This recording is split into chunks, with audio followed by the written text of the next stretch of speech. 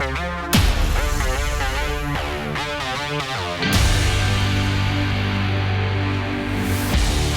welcome to the TV5 Hoops Special, brought to you by the University of Michigan Flint. I'm Scott Johnson. Today's national semifinal day for the NCAA men's basketball tournament, and TV5 will begin coverage starting at the top of the hour with CBS's coverage of the Final Four. But here are the game times for tonight. The Final Four will begin with the matchup between number 2 seed Houston taking on number 1 seed Baylor. That game scheduled to tip off at 5:14.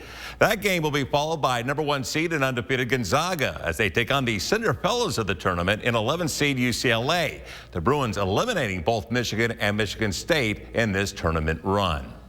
In today's show, we're not only talking about the NCAA, but high school hoop as well. Both the boys and girls tournaments are heading into the quarterfinals on Monday and Tuesday, followed by the Final Fours. We'll catch up with the girls' side of the bracket later on in the show. On the boys' side, we have a total of 4 TV5 Ewing schools still alive. Here's Jason Fielder with a preview of the upcoming games.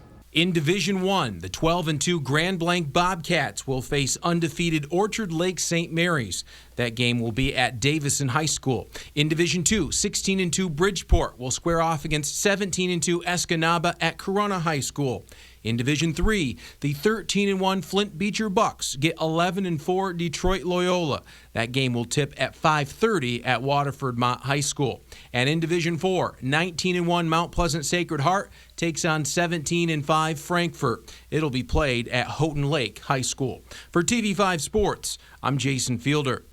And now joining us here on the TV5 Hoops Special is Kevin Marshall, the head coach of the Bridgeport Bearcats, and Saginaw High head coach Julian Taylor. Gentlemen, welcome to the TV5 Hoops Special. Yeah, Thank you. Hey. Coach Marshall, I got to start off with you. Thursday night's win here against Carleton in the regional championship, coming down to the last seconds. You got to tell me about that first. Man, it was a hard-fought battle. It was one for the ages, a new rivalry on hand for us in Carleton, and both teams played well. Carleton came to play our first game this year was a 1-point game, and it was just ironic that the second game was a 1-point game as well. But my hats off to them, and proud of my boys for staying composed and fighting through, and we got the victory. Coach, you're here now knocking on the door of a Final Four. What has gotten the Bearcats here to this point in the tournament? To be honest with you, it's the composure of these young men. We started something earlier this year with yoga classes, and basically what she did, she taught the boys just how to stay focused and level during pressure times. We talked about being in the eye of a hurricane, staying calm in the midst of a hurricane, and they showed that several times this season.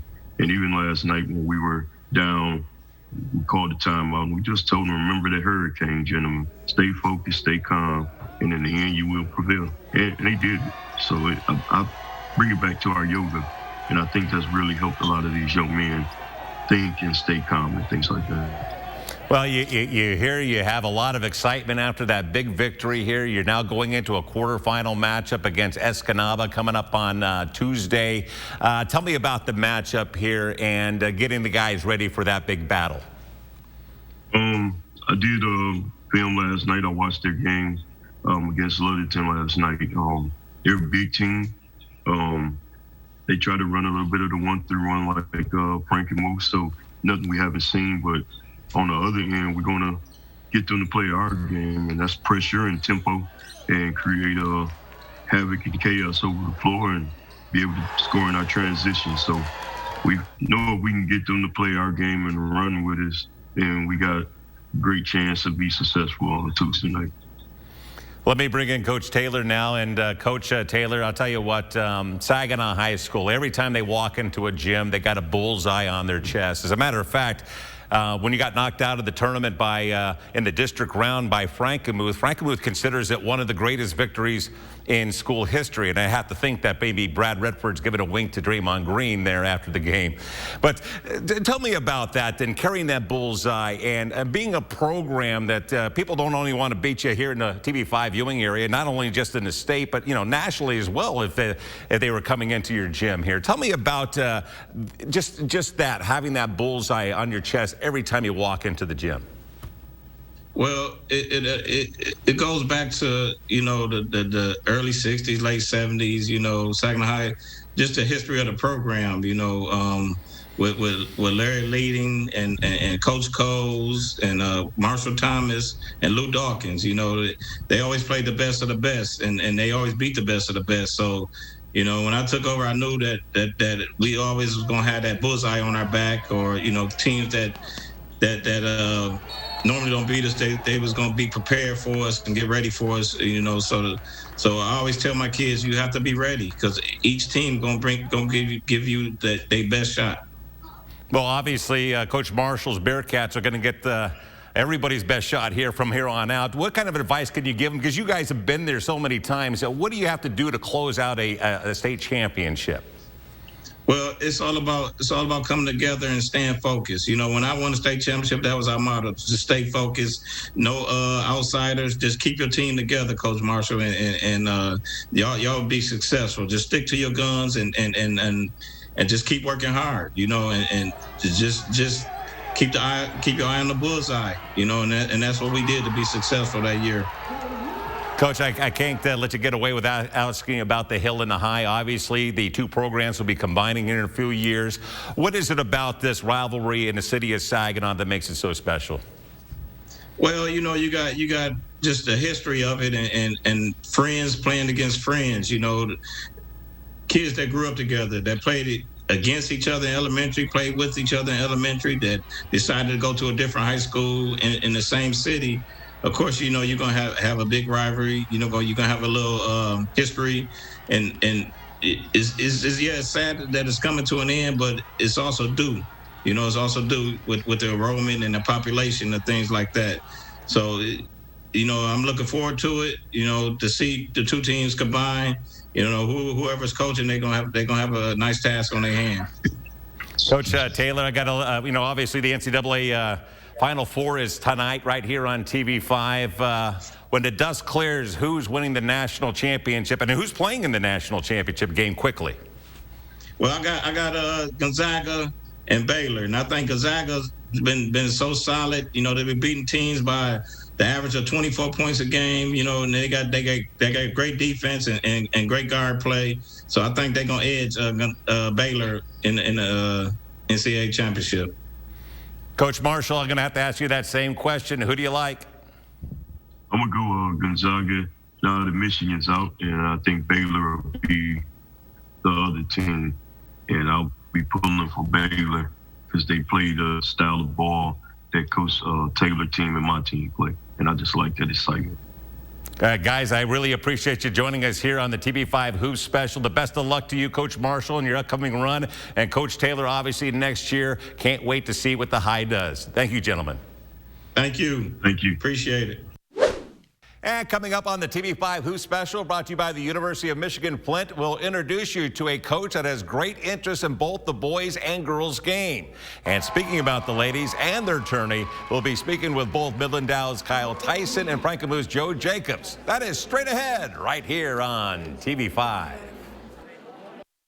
Welcome back to the TV5 Hoops Special. It is now time to talk about the girls tournament. And we have three schools that will be looking to punch their ticket to the Final Four on Monday night. Here's Jason Fielder with a preview. We start in Division 1, where two undefeated teams will square off in Flushing on Monday when 21-0 Midland Dow takes on 20-0 Heartland. In Division 3, 13-8 Hemlock gets 10-5 Madison Heights Bishop Foley. That game will be in New Lothrop. In Division 4, 18-1 Saginaw Novell travels to Lake City for a contest against 16-3 Bel Air. All three of our local schools still remaining in the girls' tournament, Novell, Hemlock, and Dow, each have some unfinished business as each one reached the regional final round last year when the season was paused, then canceled because of the coronavirus.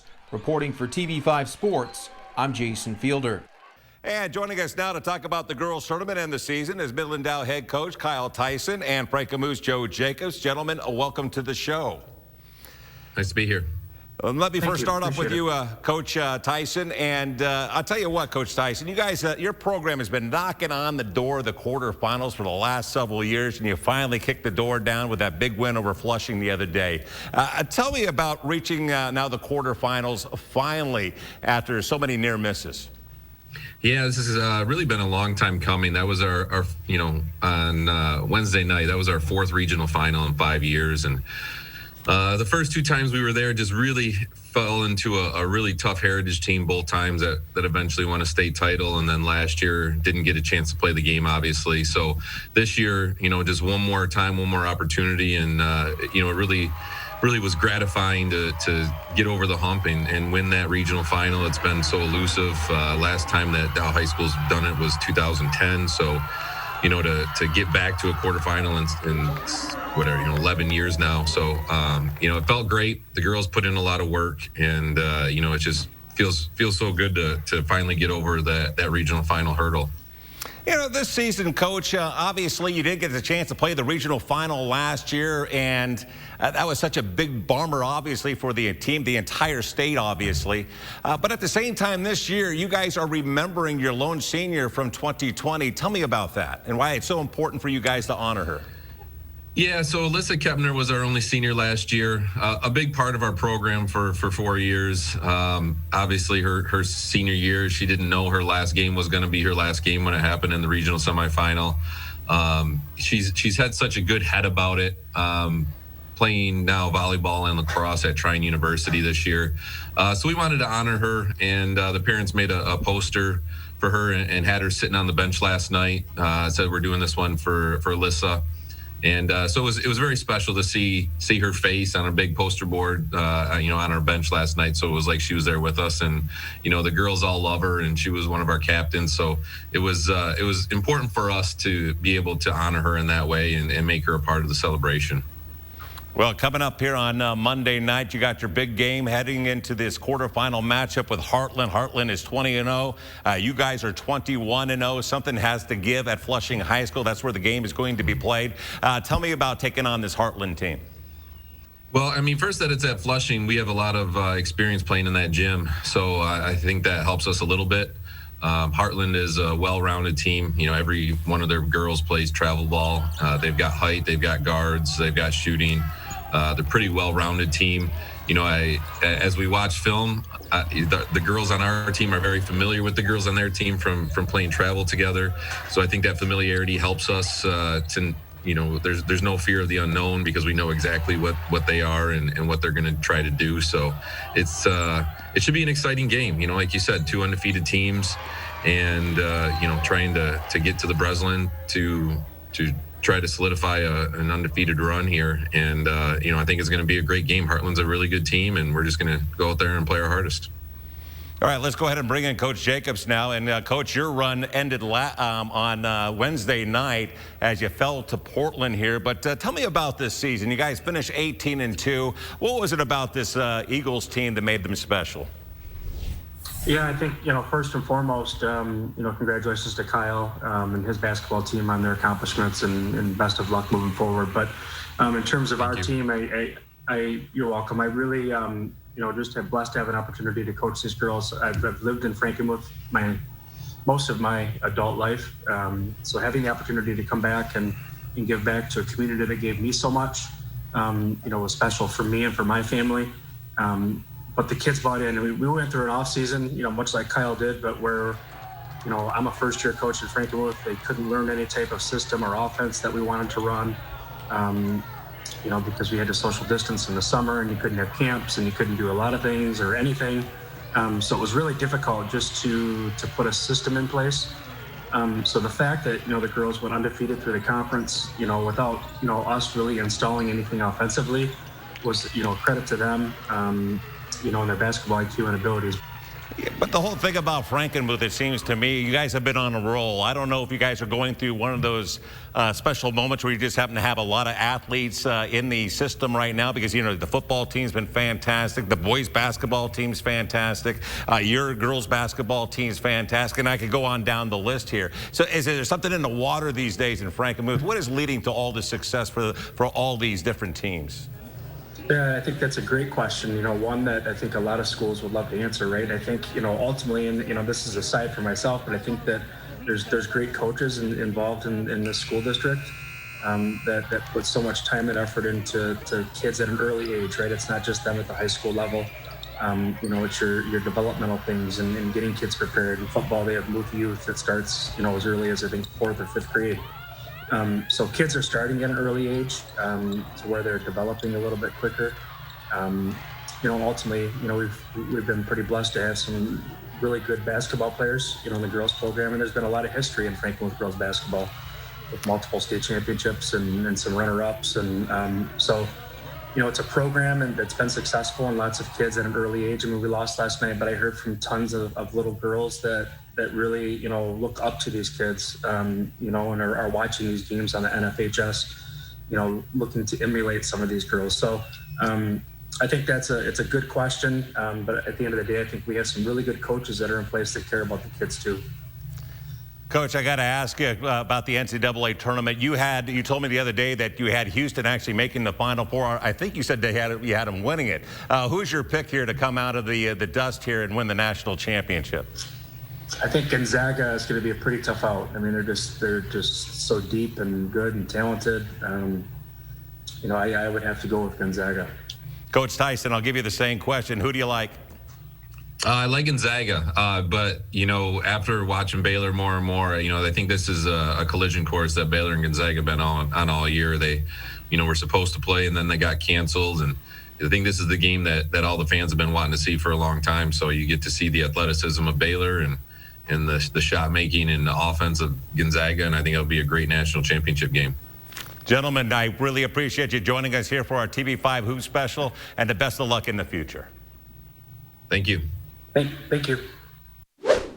And coming up, one TV5 viewing area coach has been enjoying this season as the head coach of a future Mr. Basketball candidate, and as a father. We'll introduce you to Grand Blank's Mike Thomas straight ahead right here on the TV5 Hoops Special, brought to you by the University of Michigan, Flint. We've noticed that every single game. And there may be a quick tee cut. They're tee cutting, so we may have to switch it. Yep. And then there's another quick screen, so if you can switch that one too. But you gotta talk it out. And welcome back to the TV5 Who's Special, brought to you by the University of Michigan, Flint. As you just saw, Grand Blanc boys basketball coach Mike Thomas is passionate about the game, and he is one TV5 viewing area high school coach that has had the best seat in the house as a coach of one of the best talents in the area and as a father. Jason Fielder has the story. Mike Thomas may have the most unique perspective of anybody who's watched high school basketball this season. Thomas is the head coach of the Grand Blanc boys team that won a district championship, led by one of Michigan's top players in Ty Rogers. Everyone wants to play with him. He makes everyone around him better. He's a willing passer. He's very unselfish. He has a lot of things that you can't teach. He's very happy when he's able to contribute to help other people get scholarship and college offers and things like that. It just shows what type of young man he is. He's just a wonderful young man. I like to think I'm a good teammate, just getting everybody involved, making sure everybody's happy and that sort. In the second quarters, we try to turn it up just so that third and fourth quarter, our other players can get in. Mike Thomas is also the father of Micaiah Thomas, a senior at Saginaw Arts and Sciences Academy who went over the 1,000-point mark in her career. She also hit a game-winning buzzer beater from just inside half court this season. It's been very challenging for me as a coach because a lot of times they play on the same day, and it's hard for me to get to her games or things like that. I thought she had an unbelievable year with some of the things that she accomplished with helping her team get to the top and then also accomplishing some personal goals. Micaiah says her love of basketball started in 5th grade. When I asked her why the game is so special to her, she told me about a Thomas family motto. You just got to get it. Like my dad always told me, if you don't get it, who else is going to get it? And it's just a big thing we say in our family, and we just really love the game. It's just fun. Micaiah hopes to continue her basketball career in college. She's got a few Division III schools recruiting her, and that means her dad will get to see more of her games in person next year. Reporting for TV5 Sports, I'm Jason Fielder. Thomas and his Bobcats will once again be taking on Orchard Lake St. Mary's on Tuesday at Davison High School. And when we come back, we'll put a wrap on today's TV5 Hoops Special, brought to you by the University of Michigan Flint, and show you some of our best plays of the year.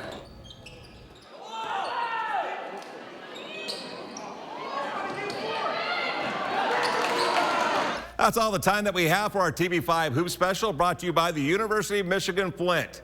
Now, enjoy the plays of the year. You still responsible up here, but you gotta hustle.